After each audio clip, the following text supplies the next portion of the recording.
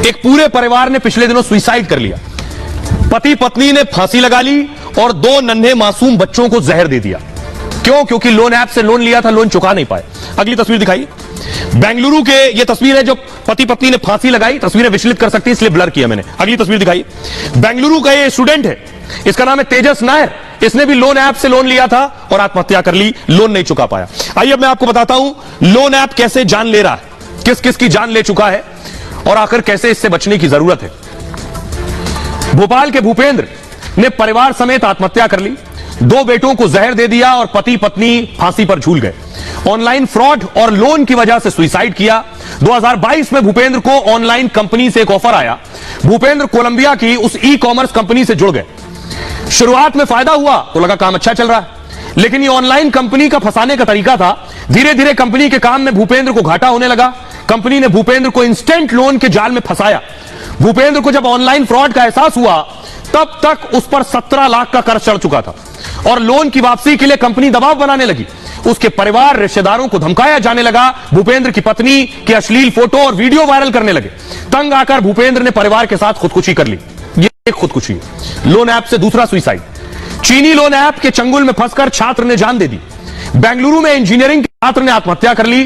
तेजस ने चीनी app slice and किस से लोन लिया था और 30,000 लोन के 46,000 रुपए चुकाने थे। तेजस के पिता ने एजेंट से कुछ और वक्त मांगा, लेकिन एजेंट पैसे जमा करने का दबाव बना रहा था। लोन ऐप के एजेंट घर आकर धमका रहे थे और तेजस और परिवार को ब्लैकमेल कर रहे थे। परेशान तेजस नैयर ने भी खुदकुशी कर ली। पुलिस को तेजस के रूम से सुसाइड लेटर भी मिला। तेजस ने लिखा है, मॉम और डैड मुझे माफ कर देना, मेरे पास इसके अलावा कोई विकल्प नहीं था। यह मेरा आखिरी अंतिम निर्णय है, अलविदा। पिता की शिकायत पर बेंगलुरु पुलिस ने जांच शुरू कर दी है।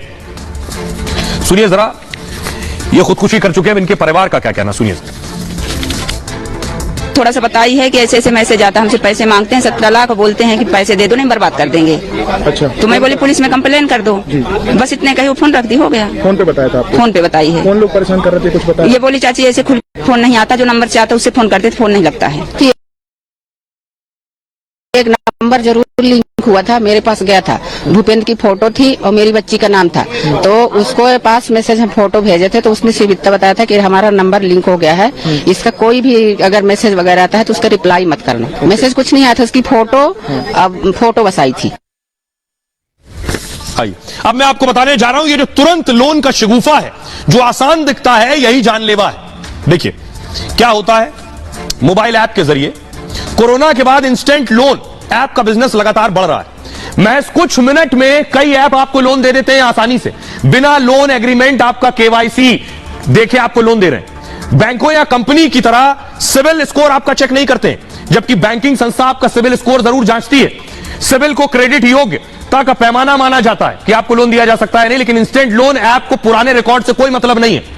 इस वजह से बैंक की तुलना में ये लोग आसानी से लोन दे देते हैं।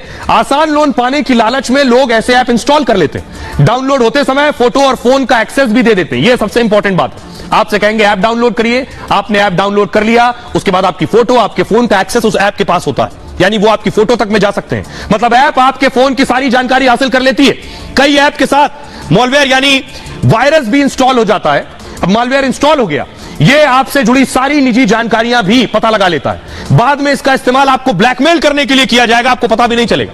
तुरंत लोन के नाम पर 60 से 70% पैसा ही आपको दिया जाएगा, बाकी पैसा प्रोसेसिंग और सर्विस फीस के तौर पर काट लेते हैं। जैसे किसी ने आपको 10,000 रुपए इंस्टेंट लोन देने की बात की, आपको लोन कितना देगी? 6 से 7,000 रुपए, और लेकिन ग्राहक को ब्याज समेत 10,000 रुपए ही चुकाने होंगे। ऐसी कंपनियां बाद में अचानक कर्ज की किस्त बढ़ा देती हैं और समय पर न भरने पर पहले कई गुना पैसे ऐंठती हैं, और अगर पैसा न मिले तो ब्लैकमेल और शोषण भी करती हैं। रिश्तेदारों को फोन करके पैसे जमा करने का दबाव बनाते हैं लोग। कई बार अश्लील फोटो वायरल करने की धमकी देते हैं। अब सवाल यह है कि इससे बचना कैसे, क्या समाधान है? डरने की जरूरत नहीं है। पहले तो इनसे बचें, ऐसे लोन लेने से, और अगर लोन ले लिया है तो क्या करना है। आसानी से लोन देने वाले ऐप से बचें।